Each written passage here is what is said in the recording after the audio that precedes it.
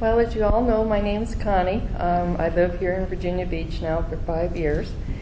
My daughter met Janet 3 years ago, I believe, at a children's soccer game. And it's been a blessing that she's come into our lives for the enrichment that she has given to us and opening all our eyes. And she's a truly exceptional psychic medium. Janet?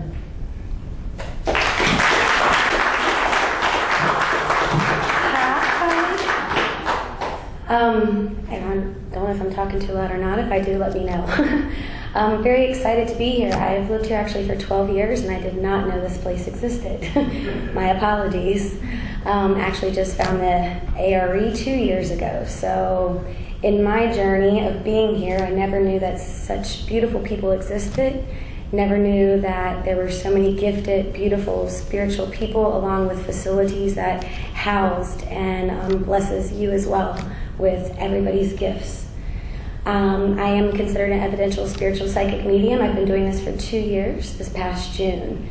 Spirit brought me upon this path after some significant life changes, along with bringing me back to my beginning religion, which is Catholic.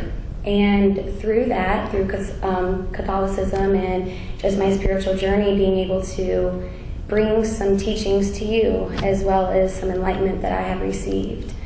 I have to say that in coming here today, I was nervous. I've never spoken in front of a church or a fellowship as yours.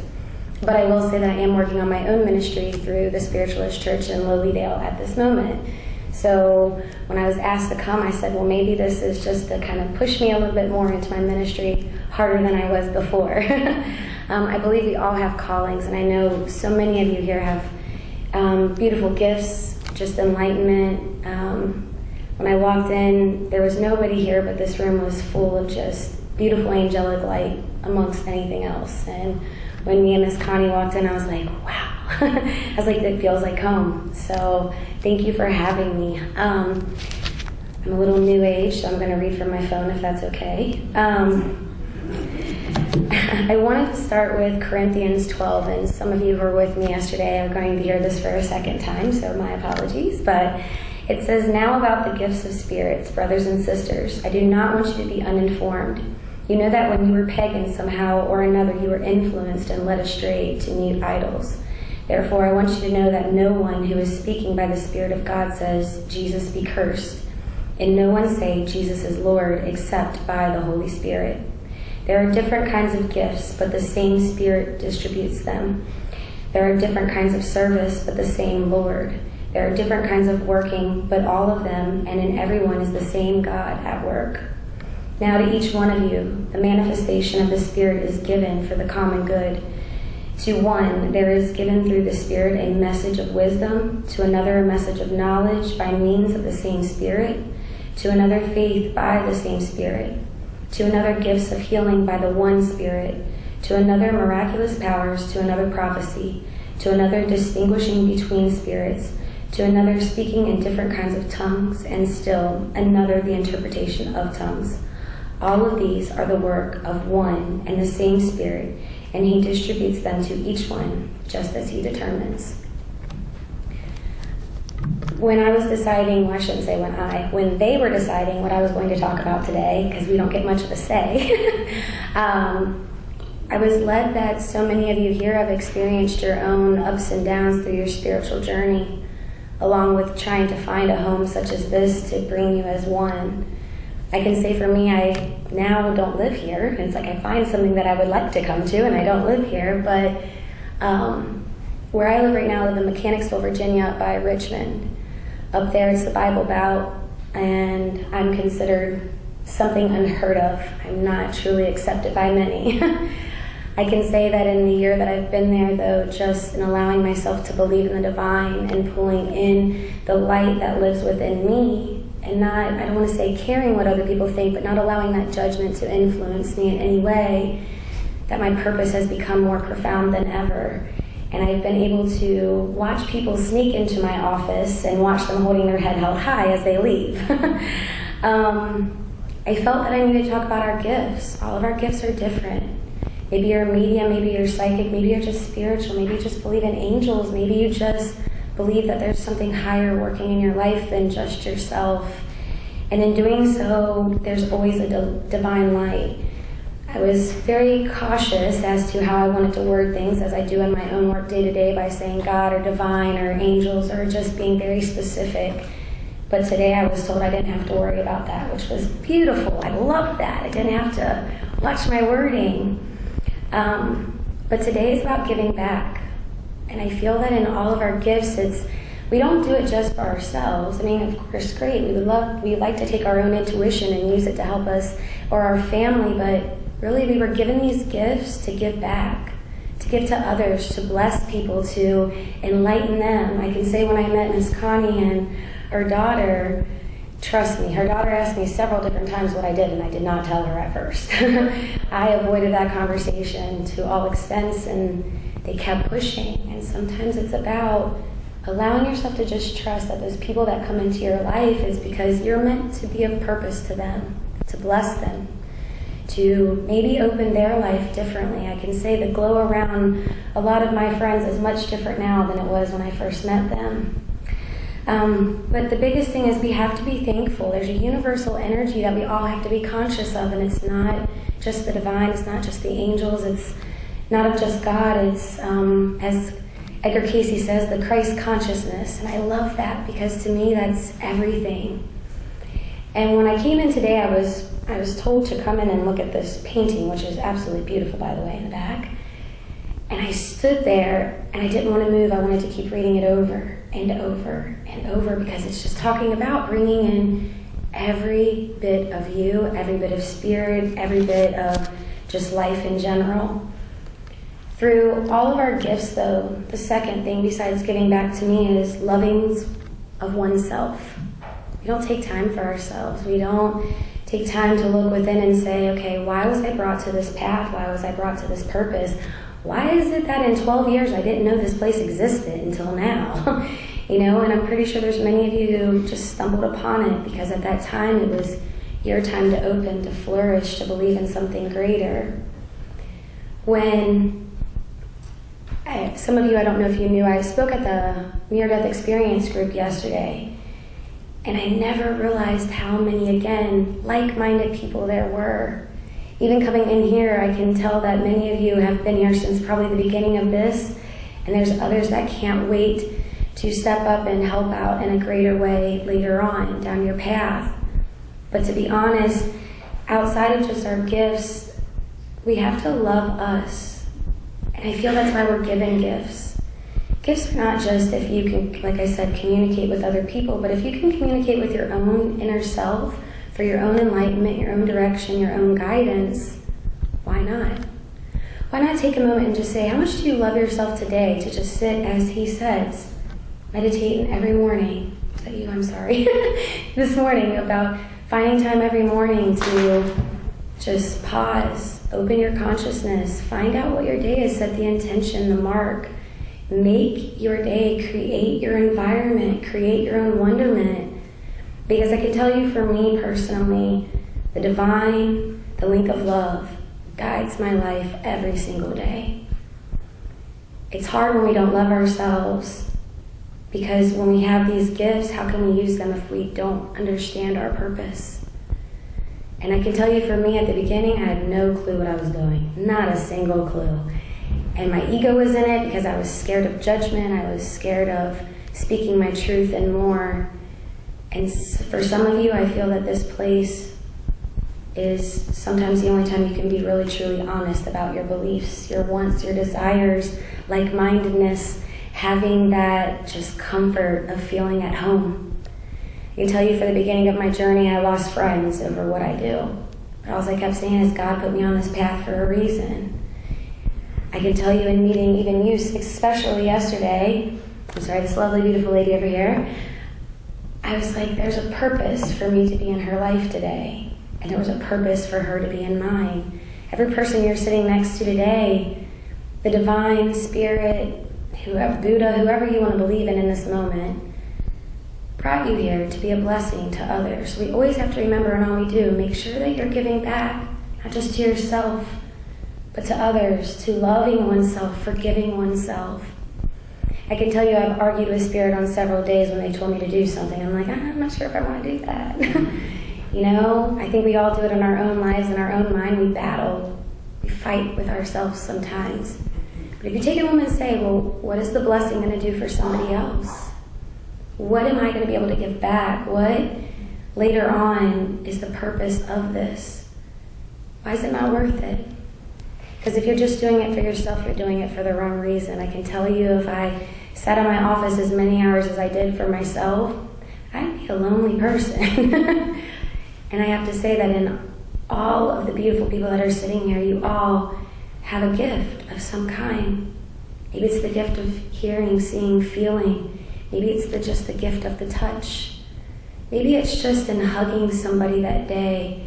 I can tell you in the circle when everybody was standing around, the vibrations that were running through everyone's hands was absolutely incredible. It was like there was not one person thought about themselves. It was about just connecting with the other and allowing. I could feel people start swaying, and it was just beautiful because in that moment, we stopped. The words that were being said were just of the heart, of truth, even though they were on paper. It spoke to every last person here. And I can tell you that in me, how I believe in the divine light is, it's not just God. It's the light that's in each one of you as well, that you bring when you're around another person, or the light that I can give out to somebody else who's hurting, because that light's in us whether we believe it or not. When they were speaking earlier on prayer, that's huge in my life. I believe in prayer in every extent of the word, and I have to be careful with clients in saying prayer because some people don't believe in God. They don't believe in something higher, but I always say to them, did you wish it? Did you wish for it to happen? Well, yeah, but that's not the same thing, but it is. If you're wishing for somebody to bless you, if you're wishing that somebody's going to give this to you to help you in a need, you're praying because you're giving it to something that you've never seen, you've never touched, you've never heard, and you're trusting that it's going to be delivered to you. And I have to say, in all of that, you can word it however you would like, but you're giving it to something greater than yourself. And today with all of it, I just felt that I was compelled to talk about the spiritual gifts of believing. You were given this gift for a purpose. You were given this gift to bless others. You were given this gift of whatever it may be. Maybe it's just enlightenment. Maybe it's just the look you give somebody or the friendship that you give somebody who's in need. But in all reality, we are all gifts, and we were given gifts to bless those around us. Don't forget to say thank you at the end of your day. Because no matter where you're going, what you do, who you've been around, somebody got you there. Somebody's always looking over you, and somebody's always praying for you as well. So with that, I leave you that message of love. Thank you. We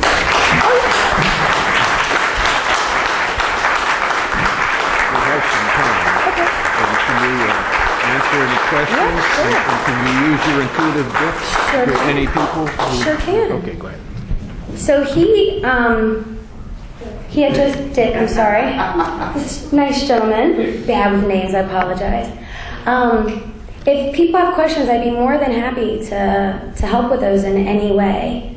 Not in the sense of loved ones, but in the sense of the physical plane. Or if there's any questions that you have for me in any way, I'd be happy to. Yes. So you had a near-death experience. Yes. And what was that? And tell me how you felt. Did you go through a tunnel, or just tell me what you experienced? Okay, perfect. I was about 15 years of age. I was a freshman in high school, and I was going through a really rough time in life. I was hanging out with all the wrong people, as most teenagers do, not really focused on life, and just moving through.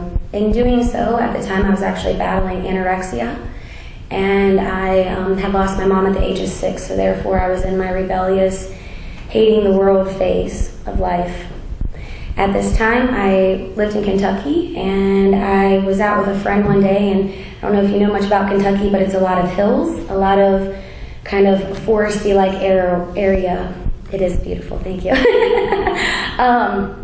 With this, I was out with a friend, and we have these large drain tunnels that are about 6 foot high that overlook ponds and creeks and everything else, and we happen to be hanging out in one, as boring as that may sound. And I remember I stood up and things started going black and light, just coming and going. With this, I fell about 20 feet, 15 to 20 feet into a lake that had big slabs of red brick rock in it that had not been cut, and I landed straight on, knocked out. At this time, you can't just run down to get to where I was at, and all I remember hearing is people yelling in my ears, telling me, "She's drowning, wake up, she's drowning, help her, somebody do something." It was like I was hearing people arguing around me who were not there. In doing so, a few minutes had gone by, and I remember I'm still coming to, and when I sat up, I wiped my face, and all I remember is soot and blood and me screaming, trying to figure out what was going on. I don't honestly know how long I was there. I just remember the voices did not stop until I opened my eyes. When this happened, I'm looking around, and I'm too far down to really see the entire road. And I remember just kind of pulling myself and looking back. I'm pretty sure I had some help, because there was no way I should have been able to get up the hill to where I did to see my friend who I was with, a shadow down the street. She was so far down, she wasn't there. And I remember I yelled, and she came running back to get me. When she got back, I said, you were yelling at me to wake up." She goes, "No, I wasn't." And I remember through that, I just, even on the walk home, because in Kentucky, when you're that far out, you got a little ways to go. There's not like a main road near you. And I remember we're walking, and I just kept looking at her like she's lying, like she had to be. Mind you, at the age of 15, I loved cemeteries, I loved anything paranormal, but for some reason it didn't click. And I pushed it away. That was my first experience. My second experience was I was in a horrific car accident. This was sophomore year. Mind you, I did, again, not pick great friends. And in this car accident, to make a long story short, we were turning left. I remember looking up, seeing a car start coming over. I remember hearing, "Grab her." At this time, I turned to the left. I grabbed my friend. We kind of did this in the middle of the car. Next thing I know, I'm hit. I'm out again. In doing this, I wake up, the car is on top of me. Glass everywhere, I'm completely unscathed, and my friend is not hurt because for me listening, "Grab her," we both were in the center, and the EMTs and ambulance and everybody else, all the paramedics and stuff had told us, had I not turned in, had she not turned in, we both would have been severely injured. My third, you think I would learn, right? No, Janet does not learn very well. She does not listen very well until now. The third, I was about 19, 20 years of age. I was with a friend who, this should have been the first thing. Let's take my dad's motorcycle out without him knowing. That should have been the first red flag. Let's do it. We were going to run down to the store. We had friends at the house. I'd only been on a motorcycle maybe 2-3 times in my life, maybe 4 at most. No helmet. There's no laws in Kentucky for helmets at the time. Decided to go no helmet. Again, I don't know anything about motorcycles, so I'm wearing sandals, jeans, and a tank top. No helmet, completely exposed to the open road. At this time, we start driving down. In Kentucky again, we're on these 2-lane little roads. There's no passing, there's no nothing, and lots of trees and grass. I remember riding, I should say. I look behind me, there's a semi-truck behind me. I can tell there's cars behind this truck. I remember my friend's hat getting ready to fly off, him letting go of the throttle, reached to grab the hat, and we start going across 2 lanes of traffic. In doing so, I remember there's a semi behind me. All I remember is my head getting to the grass, hitting, bouncing, and I'm out again. I wake up to a woman holding my arm together, bare hands, and just tells me it's going to be okay. And I'm looking around, screaming at this point. I typically do that when I get hurt from finding out. And I screamed, and I'm looking around trying to figure out, how am I in the grass? I'm looking at my body, still can't figure it out. I have my hair braided up top. Can't see the braids, it's so compacted with mud. I remember getting to the hospital. I remember having stitches, and I remember looking at my body trying to figure out, how am I in one piece? Because come to find out, I was drugged through a barbed wire fence that had been knocked down. I remember even before leaving, seeing the barbed wire fence, trying to figure out, how did I get drugged through that and only my arm was cut? The person I was with, not a single mark on his body. Both of us drugged through that fence. Again, a strange woman holding my arm. I mean, me being me, I would have found something, and she just didn't care. She was there just telling me, it's going to be okay. Everything's going to be okay. And the semi didn't even touch us. The motorcycle made it completely on to the entire blade of, path of grass. That's not much bigger than, I don't know, this big. Completely on, unscathed, and we went on about our day the next day. Again, you would think I'd learned my lesson. In that last one, though, I said, there's got to be something working. There has to be. How can I experience so many different things and still walk away? What is it about me that somebody keeps saving? Because at this time, I had no direction in life. I was angry at the world. I lost my mom. I hadn't heard from her in many years. And I had no purpose in life other than just live it fast and life will be okay. So in those experiences, the third one finally opened my eyes to say, there's got to be something there. The fourth one, I promise this is the last one. Right?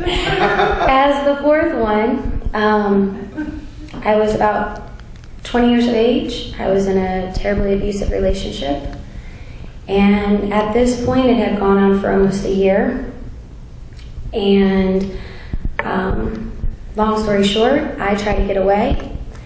I was, in a sense, held hostage for 2 hours with a gun to my head. I had never prayed so hard in my life. Whew. But the funny thing is, I didn't just pray to my loved ones. You know, that's usually who we grasp. I prayed the hardest to God I ever did. Sorry. At this point, I said, just take me where I need to go. I was told, if you leave now, I will not hurt you. I left. After that, I had a recruiter, nowhere to show up in my life, who said, I can get you away for 2 days if you want to go up to try to sign up for boot camp, or you want to take the test. At this point, somebody was still trying to save me. I went up to MEPS. I don't know if most of, I'm pretty sure we live in a military town, you know what MEPS is, but I went up, I took the test, signed up for the military within 48 hours. And my life brought me to Virginia, where my life changed, and it became beautiful, and it became wonderful. I started meeting incredible people. And with that, I looked back at all the experiences I had been through, and I wasn't ready to accept these gifts. I was not at a point where I was ready to take them on, where I could do good with them, where I could give back, where I understood them, where I trusted me. I look back at all of them and I say, they made me who I was. They brought me to where I am.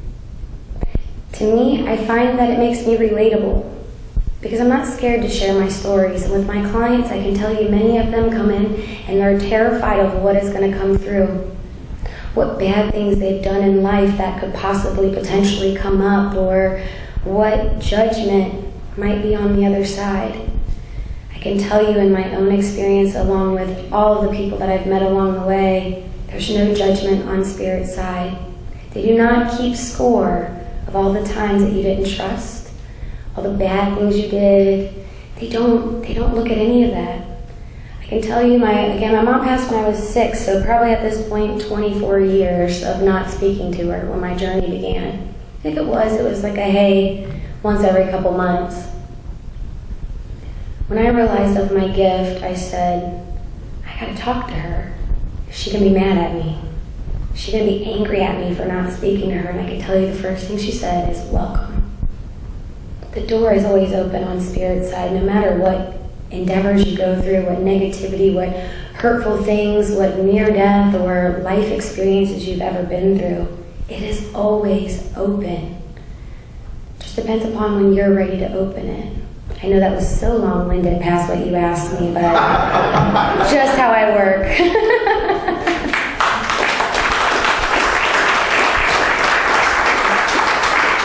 Does anybody else, we still have a few minutes, does anybody else have any questions? Yes. What are your gifts? A little bit of everything, I guess. I consider myself an evidential spiritual psychic medium. Every medium is a psychic, but not every psychic is a medium. I have the ability to talk to your loved ones who have crossed over on spirit side. I have the ability to talk to your past lives, your angels, and your guides as well.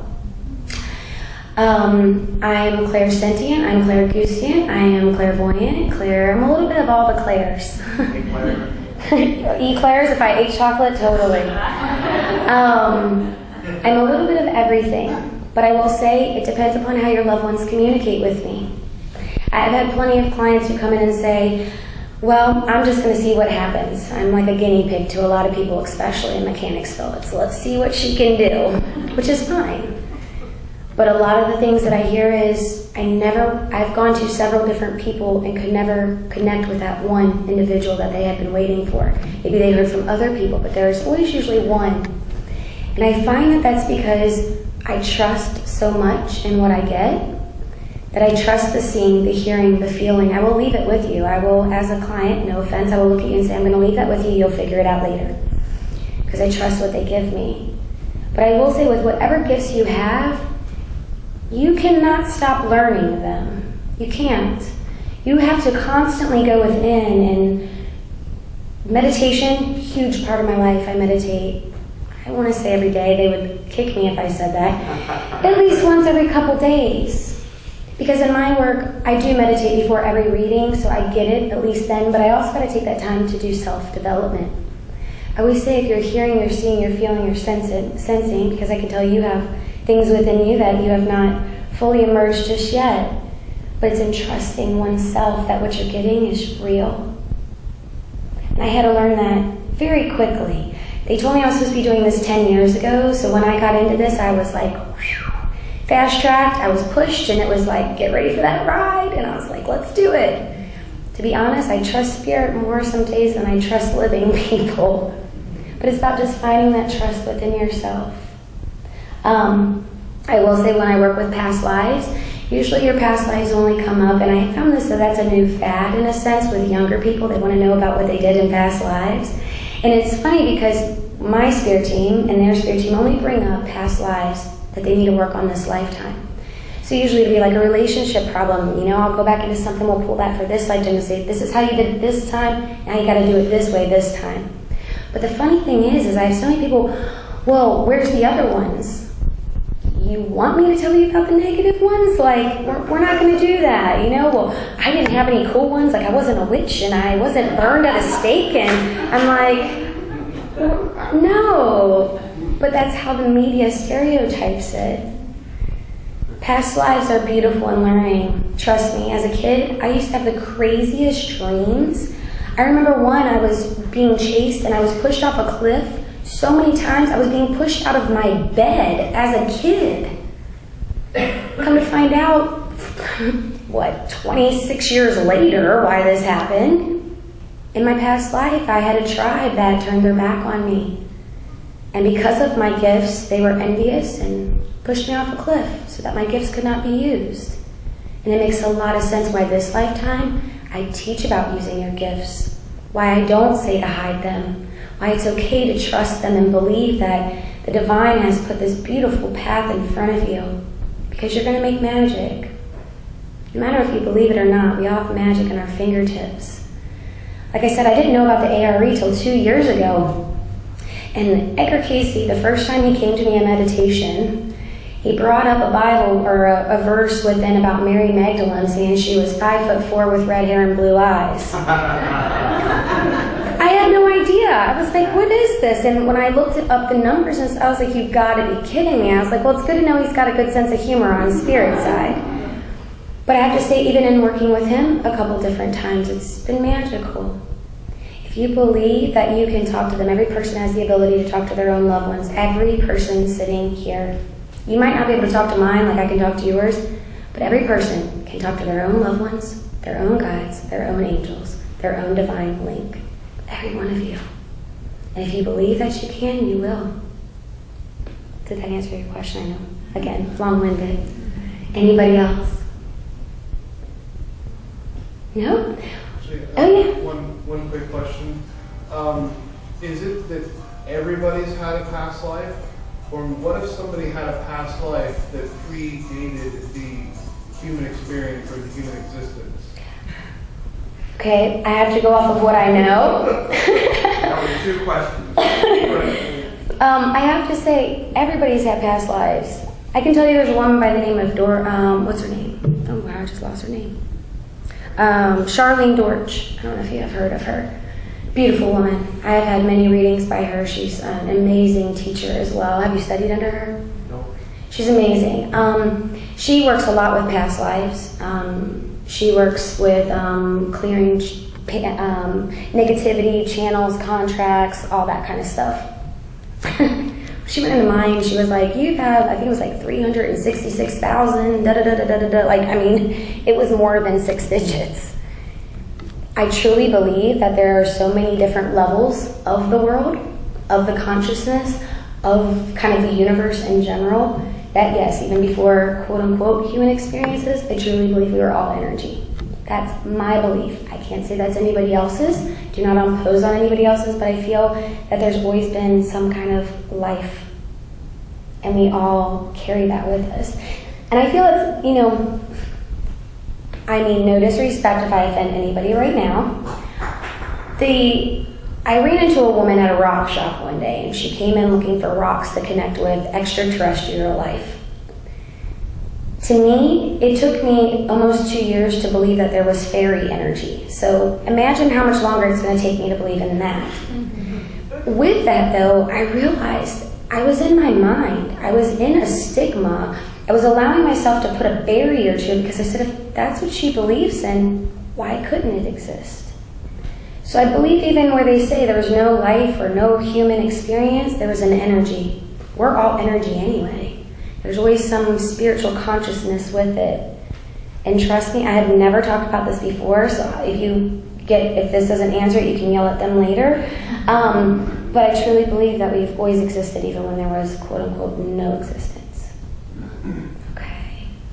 So, anybody else? Yes. I'm just wondering how you feel about, I've heard the concept of soul, I guess, fragmentation.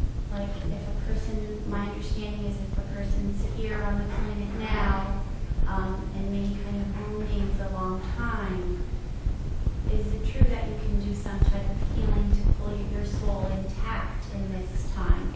You mean if part of you's here and part of you's left in like in a past life in a sense? Totally. We can heal ourselves. And, okay, so the way I have to explain this is it's almost like when people like astro travel at night. If you're not doing contract work and you're not doing like say soul retrieval or, carrying people over or doing some kind of work, your soul half the time is going back to do work on its own. Think about a lot of the dreams that you have. A lot of them you don't want to keep having. And the reason you're having them is because while you're sleeping, your soul is going to do this work to heal it. Because I can tell you when I look at you and see some of your dreams, you have a lot of past lives that hang around you I feel shackled in a sense. I mean, no disrespect with that word, but I feel shackled because I can't get away from them for my life to plenish the way that I needed to. And that's where your soul is going at night to fix that. Edgar Cayce himself says, you can set the intention, what you want to dream about. To you, I would start writing down, what is it that you want to work on? What is the things that you want to cut those cords? Because I can tell you in the next 3 months, you're going to take some of these shackles off if you set that intention. Okay? Because your soul is clinging right now because it also feels it wants to run.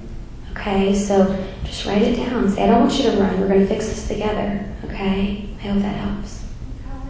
You're welcome, honey. Anybody else? Well, it's been awesome talking to you guys. I'm proud of myself. I talked slower today, so kudos. That was slow. That is, yeah. If you've ever had a reading with me, that's slow. Thank you. There are people that are going to want to get in touch with you. Can you tell them how to do that? Sure can.